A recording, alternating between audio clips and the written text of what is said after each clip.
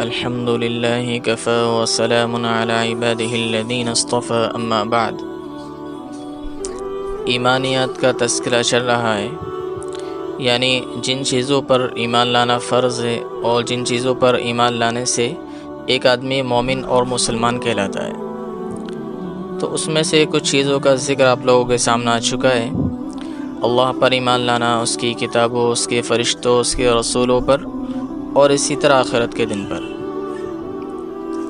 آج جو ذکر کیا جائے گا وہ انشاءاللہ تقدیر کے بارے میں ذکر کیا جائے گا۔ آمنت باللہ وملائکتہ وکتبہ ورسلہ والیوم الآخر والقدر خیرہ وشرہ من اللہ تعالی، کہ اچھی اور بری تقدیر یہ اللہ تعالی کی طرف سے ہوتی ہے۔ اب تقدیر کسے کہتے ہیں؟ تقدیر کہتے ہیں کہ ازل سے لے کر ابد تک، یعنی ابتدا سے لے کر ہمیشہ تک، جس کی کوئی انتہا نہیں ہے، جو کچھ ہوا ہے یا ہو رہا ہے یا آئندہ ہوگا وہ سب پہلے ہی لکھا جا چکا ہے، اس کو تقدیر کہتے ہیں۔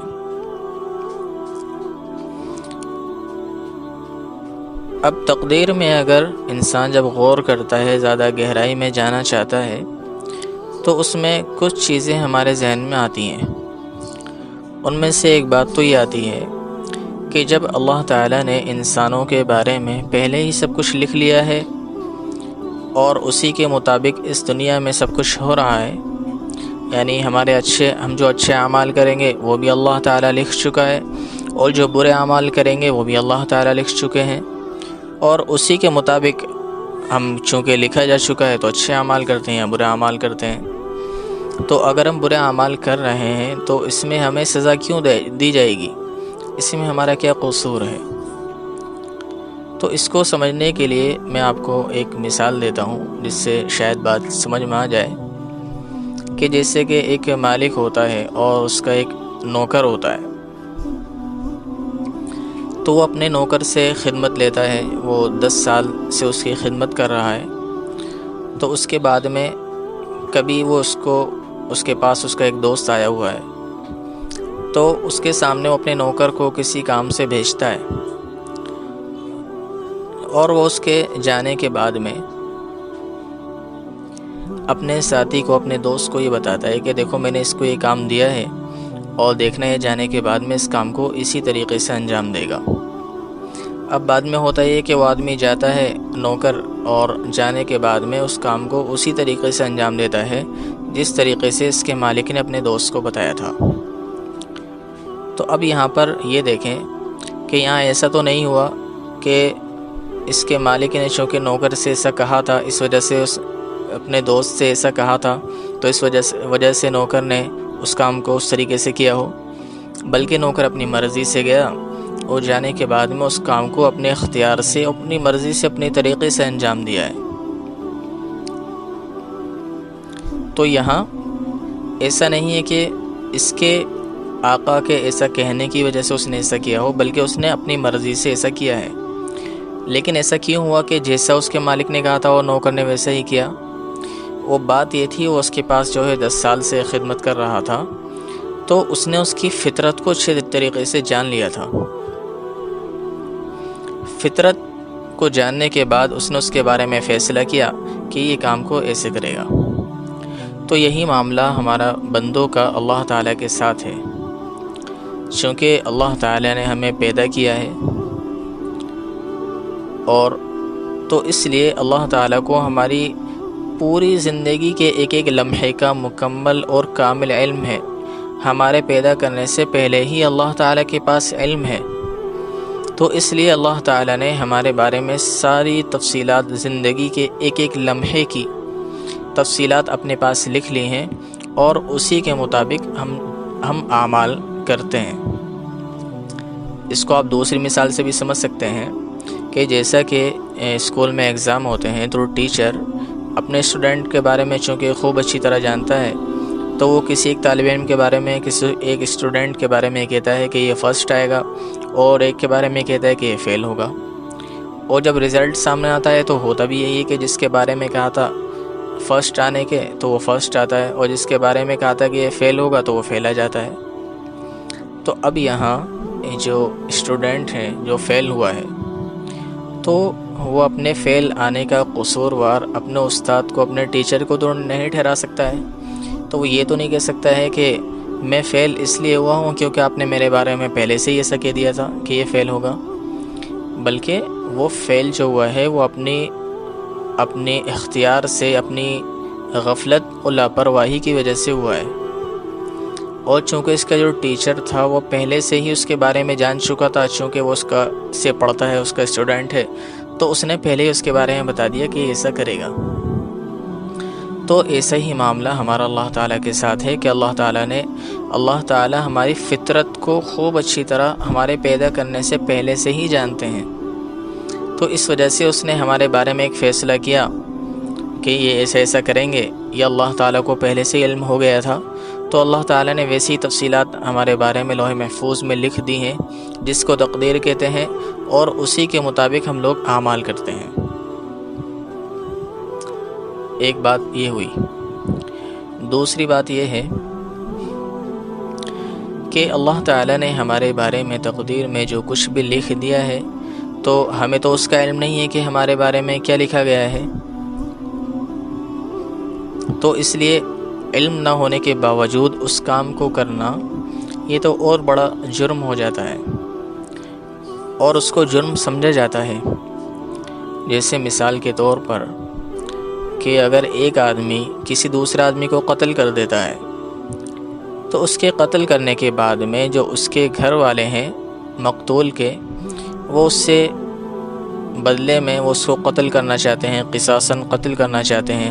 یا اس کو پھانسی دلوانا چاہتے ہیں. تو اب یہ قتل کرنے والا آدمی یہ کہتا ہے کہ دیکھو میری اس میں کیا غلطی ہے، یہ تو موت تو ایک اٹل چیز ہے اور اس کا یہ وقت پہلے سے ہی متعین تھا، اسی وقت پر اس کی موت آنی تھی، تو میں نے تو وہی کام کیا ہے جو ہونا تھا، تو اس میں تو میری کوئی غلطی نہیں ہے.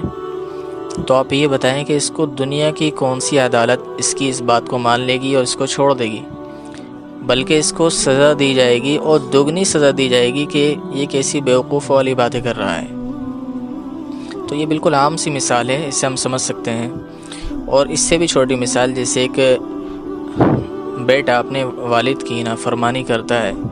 تو اس کا والد اس کے والد صاحب اس کو سزا دیتے ہیں اس کی نافرمانی کرنے پر، اس کی پٹائی کرتے ہیں. تو وہ بیٹا یہ کہتا ہے کہ والد صاحب آپ مجھے کیوں مار رہے ہیں، یہ تو میں نے اس لیے ایسا کیا ہے کیونکہ میرے بارے میں تقدیر میں پہلے سے ہی لکھا جا چکا تھا کہ میں اس وقت میں یہ کام کروں گا، یہ برا کام کروں گا، تو اس وجہ سے میں نے ایسا کیا ہے. تو آپ یہ بتائیں کوئی باپ اپنے بیٹے کو صرف یہ کہنے پر چھوڑ سکتا ہے؟ بلکہ وہ اس کی پٹائی کرے گا اور زیادہ پٹائی کرے گا، کیونکہ ہم نے جو کچھ اس آدمی نے جو قتل کیا ہے اور اس لڑکے نے جو باپ کی نافرمانی کی ہے،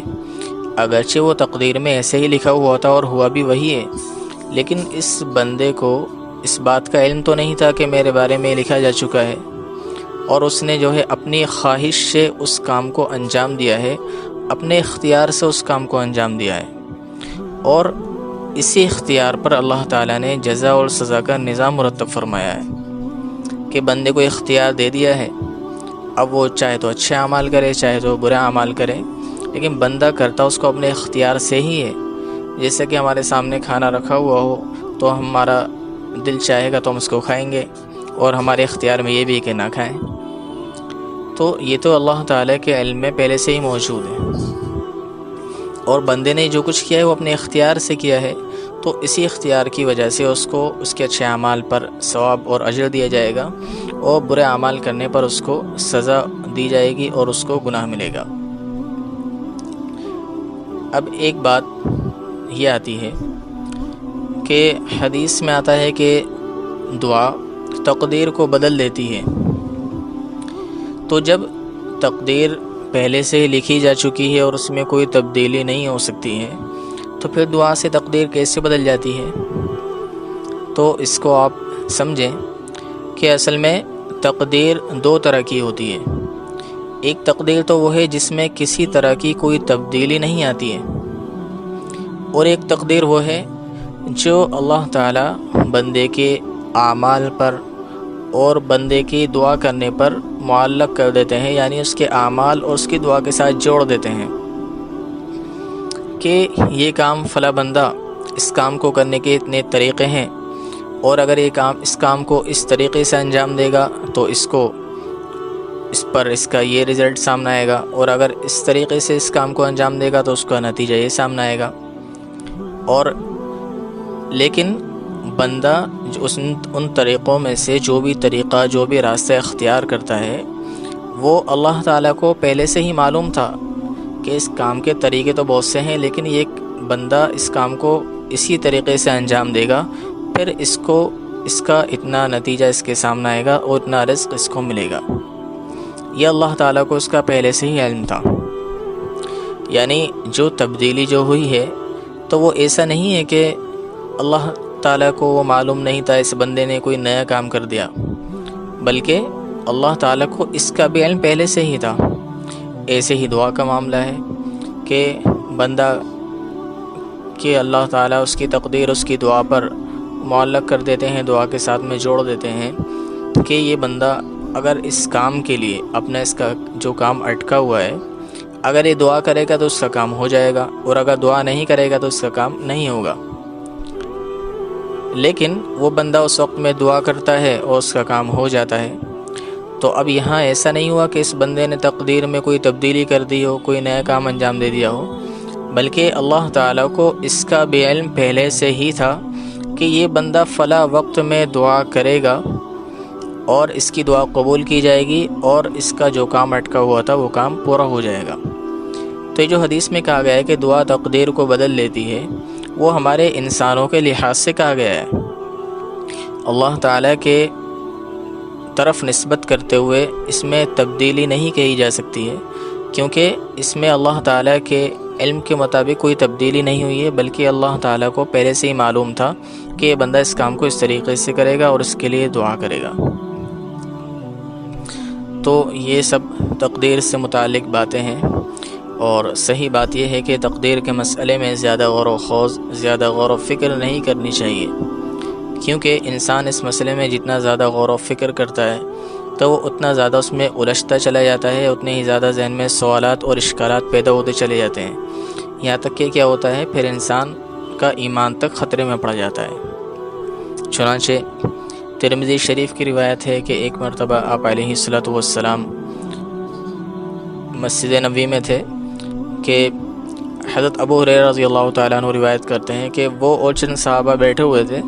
اور ان میں آپس میں تقدیر کے مسئلے میں بحث ہونے لگی۔ جب حضور نے ان کی آوازیں سنی، حضور وہاں تشریف لائے، اور آپ علیہ الصلوۃ والسلام کو اتنا سخت غصہ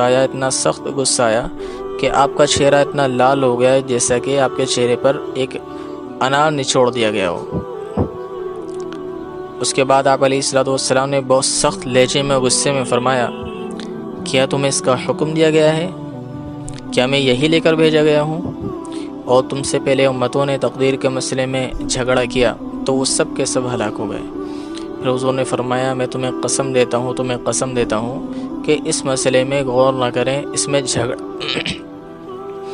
جھگڑا نہ کریں، اس کو چھوڑ دیں۔ تو لہٰذا تقدیر پر بس اجمالی طور پر ایمان لانا چاہیے کہ جو کچھ بھی دنیا میں ہو رہا ہے، جو بھی ہم کر رہے ہیں، وہ سب پہلے ہی لکھا جا چکا ہے۔ تو لہٰذا اس میں زیادہ غور و خوض کے چکر میں نہیں پڑنا چاہیے۔ اللہ تعالی ہمیں تمام ایمانیات پر مکمل طور پر ایمان لانے کی توفیق عطا فرمائے۔ جزاکم اللہ خیرا۔